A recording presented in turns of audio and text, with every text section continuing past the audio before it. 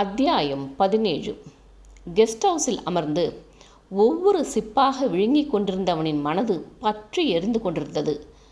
தான் இருக்கும் இடத்தில் சிறிதளவு கூட சந்தேகம் வராத அளவிற்கு இருக்க வேண்டும் என்று தனது திருவிளையாடல்களை மும்பையில் மட்டுமே வைத்து கொண்டிருந்தான். ஆனால் இந்த நீலா விஷயம் எதிர்பாராதது. காதல் என்று சொல்லி தன்னையே சுற்றி வந்து கொண்டிருந்தவளை திரும்பியும் பார்க்காதுதான் இருந்தான். நேரடியாக தன்னிடம் காதலை தெரிவித்த போதும் கூட விரட்டித்தான் விட்டான். அப்படியும் விடாது மேலும் மேலும் தனது காதலை சாதித்து கொள்ள துடித்தவள் மன்றாடிய போதும் கூட அவள் ஒத்துக்கொள்ள மாட்டாள் என்கிற எண்ணத்தில்தான் ஓரிரவு என்னோடு இரு என்று கூறினான். அவளின் சம்மதம் அவனே எதிர்பார்க்காதது. அன்று அதை தடுத்திருந்தால் இன்று இந்த பிரச்சனைகளை தடுத்திருக்கலாம். இதில் விஷால் வேறு மூக்கை நுழைத்து தன்னை சந்தேகப்படுவதை எண்ணி பல்லை கடித்து கொண்டான். ஒரே நேரத்தில் நாலாபுறமும் பிரச்சனையில் சூழ்வதை நினைத்து அதற்கான தீர்வை தேடிக்கொண்டிருந்தான். இந்த கேஸை விசாரிக்கும் இன்ஸ்பெக்டர் யார் என்று பார்த்து அவரை சரி கட்ட முடியுமா என்று பார்க்க வேண்டும். யாரையாவது வைத்து எதுவும் வெளியில் வராதபடி செய்துவிட வேண்டும் என்று முடிவெடுத்து கொண்டான். அதே நேரம் மொட்டை மாடியில் நின்று நிலவை வெறுத்து கொண்டு நின்றிருந்தவனின் மனநிலை கவலைக்கிடமாக இருந்தது. தனது குடும்பத்தில் ஒருவன் இப்படி ஒரு கேவலமான செயலில் ஈடுபடுவான் என்று கனவிலும் நினைக்கவில்லை. இது வெளியில் தெரியும் போது வீட்டில் உள்ள பெண்களின் முகத்தை எவ்வாறு பார்ப்பது என்றெண்ணி மனம் குமைந்து போனான். தனது அறையிலிருந்து வெளியே வந்த நதியா மாடிக்கு செல்லலாமா என்கிற எண்ணத்துடன் மேலே பார்த்தாள்.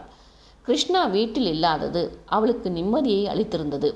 நித்யா வருவாளா என்று அவளது அறையை பார்க்க விளக்கு அணைக்கப்பட்டிருந்ததை பார்த்ததும் உறங்கிவிட்டாள் என்று புரிந்து கொண்டு தான் மட்டும் மேலே சென்றான். அங்கே ஒருவன் தனக்கு முன்பே இருப்பதை அறியாது மதில் சுவரோரம் சென்று நின்று கொண்டவளின் பார்வை நிலவை வெறித்தது. குளிர்ந்த காற்று மேனியில் பட்டாலும் மனதில் இருந்த புழுக்கத்தில் அது தீயாக காய்ந்தது.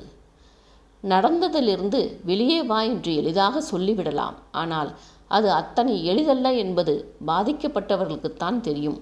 கொடும் கனவாக நினைத்தாலும் ஒவ்வொரு இரவும் அது தன்னை துரத்தி கொண்டிருக்கிறது.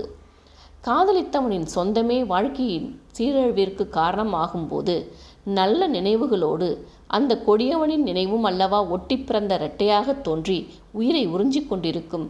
இதை எப்படி சமாளிப்பேன் என்று தவித்து கொண்டிருந்தாள். அவள் மாடியில் நுழைந்த போதே மெல்லிய கொலுசொலி அவளின் வரவை விஷாலுக்கு காட்டி கொடுத்தது. தனது துயரத்தை ஒதுக்கி வைத்துவிட்டு அவள் என்ன செய்கிறாள் என்று பார்ப்போம் என்று ஆராய்ந்து கொண்டிருந்தான். நில ஒளியில் அவளது முகத்தில் வந்து போன குழப்பங்களையும் துயரத்தையும் கண்டு யோசனையாக போனது. மெல்ல அவள் அருகே சென்று தனது கரத்தை அவளது கரத்தோடு இறுக பற்றி கொண்டவன், தியா, உனக்கு எப்பவும் நான் இருக்கேன்டா என்றான் மெல்லிய குரலில்.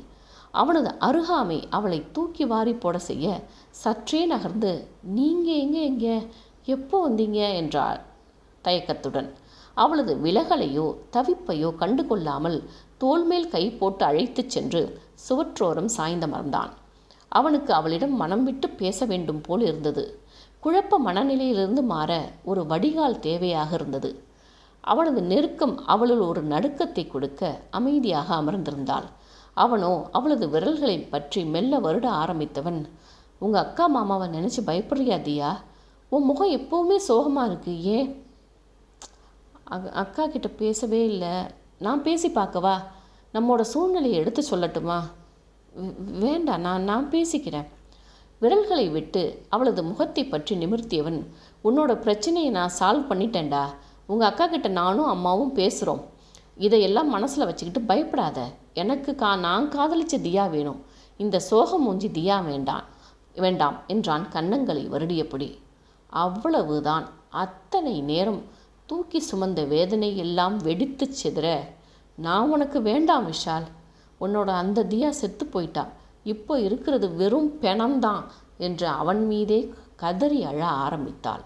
இதை முற்றிலும் எதிர்பார்க்காதவன், என்னடா தியா, இங்கே பாருமா, என்னடா பேசுகிற என்று அவளை நெஞ்சில் தாங்கி கொண்டான். அவளோ மனதில் தூக்கி சுமந்த பாரத்தை எல்லாம் அழுகையாக அவன் மீதே கரைத்தாள். உன்னோட தியா உயிரோடு இல்லை விஷால். இந்த உடம்பு அசிங்கப்பட்டு போச்சு. நீ எதுக்கு தாலி கட்டின? என்னை போக விட்டுருக்கலாம் இல்லை என்று அவனது சட்டையை பிடித்து உலுக்கினாள். அவள் என்ன சொல்கிறாள் என்று அவனுக்கு அப்பொழுதும் புரியவில்லை. மனதில் இருக்கும் கஷ்டத்தை எல்லாம் அழுது தீர்க்கிறாள் என்றெண்ணி அமைதியாக அவளது முதுகை வருடி கொடுத்தான்.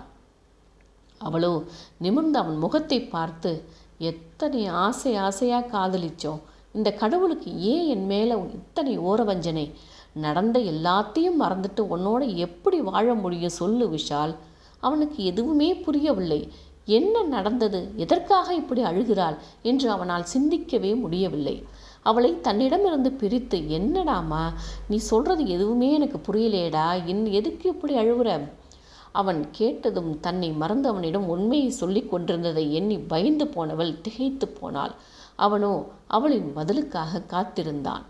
இனி மறைக்க முடியாது என்பதை உணர்ந்தவள் கண்ணீர் நிற்காமல் கன்னங்களை நினைக்க, ஏன் விஷால், நான் சொல்ல ஏன் என் கழுத்தில் தாலியை கட்டுனீங்க? உன்னை எந்த சூழ்நிலையிலும் விட்டு கொடுக்கக்கூடாதுன்னு தாண்டா கட்டினேன். நாம் சேர்ந்து வாழ முடியாது விஷால், என்னால் உங்களுக்கு துரோகம் பண்ண முடியாது என்று கதறி அழ ஆரம்பித்தாள். ஏன்? நான் கெட்டு போயிட்டேன் விஷால், நான் கெட்டு போயிட்டேன் என்று ஓங்கி தலையில் அடித்து கொண்டு அழ ஆரம்பித்தாள். அதிர்ச்சி விஷாலுக்கு பேரதிர்ச்சி. என்ன சொல்கிறாள் இவள்? கெட்டு போயிட்டேன், எல்லாமே போச்சு என்று கதறினாள். அவளது தோள்களை பற்றி, என்ன சொல்கிற என்று உலுக்கினான். ஆமாம், உண்மைதான், இழக்கக்கூடாததை இழந்துட்டு நிற்கிறேன் என்று அழுது கரைந்தாள். அவனது உடல் நடுங்கிக் கொண்டிருந்தது. இப்படி ஒரு விபரீதத்தை அவன் எதிர்பார்க்கவே இல்லை. அவனது சட்டையை பற்றி, யாருன்னு கேளு, என் வாழ்க்கை போக காரணமானவன் யாருன்னு கேளு என்று உலுக்கினாள். அப்பொழுதும் அதிர்ச்சியுடன் அவளை பார்த்தபடியே இருந்தான். எங்கள் மாமாவுக்கு அடிபட்டுடுச்சுன்னு ஃப்ளைட்டில் ஏற்றி விட்டீங்களே, அன்னைக்கு தான் என் வாழ்க்கையை அழிச்சிட்டான். அவனோ பாய்ந்து அவளை கட்டி கொண்டு, அப்படி சொல்லாதடா, உனக்கு எதுவும் இல்லை, நீ நல்லா இருக்க என்று தட்டி கொடுத்தான். இல்லை, ஃப்ளைட்டில் இருந்து இறங்கி வீட்டுக்கு போகலாம்னு டாக்ஸி பிடிச்சேன். அதுக்கு பிறகு எதுவுமே நினைவில்லை. எழுந்து பார்த்தா அவன் வீட்டில் இருந்தேன். காலில் விழுந்து கெஞ்சினேன், அழுதேன். ஆனால் அவன் கண்டுக்கவே இல்லை. எத்தனையோ கனவுகள், ஆசைகள் எல்லாத்தையும் கெடுத்து குட்டிச்சோவராக ஆக்கிட்டான். அவனால் அவள் சொல்வதை நம்பவே முடியவில்லை.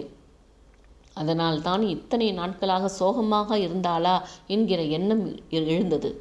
எல்லாமே போச்சு விஷால், இதுக்கு மேலேயும் நீங்கள் என்னோட வாழணுமா? நான் உங்களுக்கு தகுதியானவளே இல்லை. அவளை தன்னோடு இருக கட்டி கொண்டவன், எனக்கு நீ மட்டும்தாண்டா வேணும், உன்னை நான் விடவே மாட்டேன் தியா, ப்ளீஸ் எதுவும் சொல்லாத என்று அழுத்தி பிடித்து கொண்டான். இருவரும் ஒருவரை ஒருவர் கட்டி கொண்டு சிறிது நேரம் அழுது கொண்டே இருந்தார்கள்.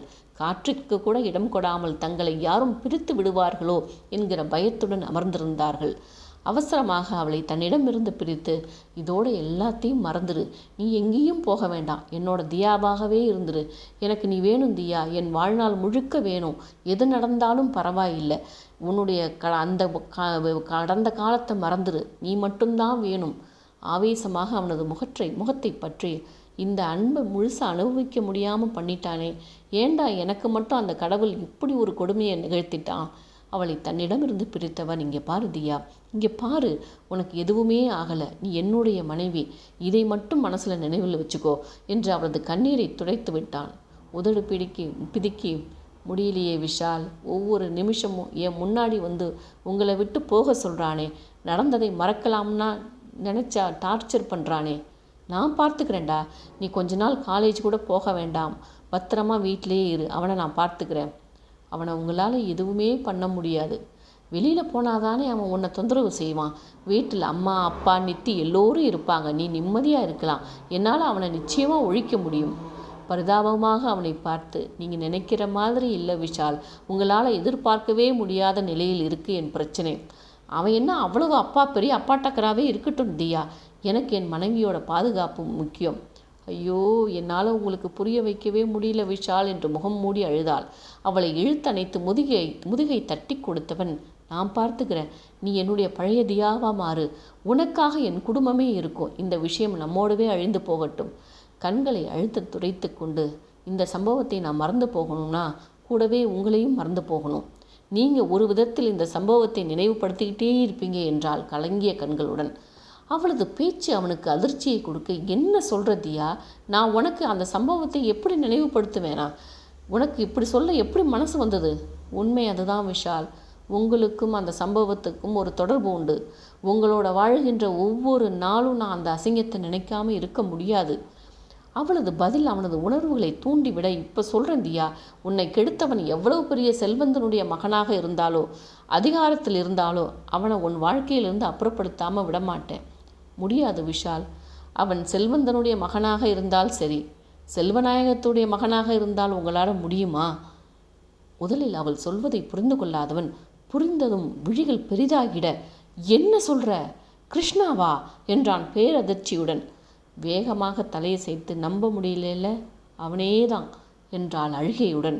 அந்நேரம் படார் என்று எதுவோ கீழே விழும் சத்தம் கேட்க அவசரமாக இருவரும் எழுந்து சப்தம் வந்த திசையில் சென்று பார்த்தனர்.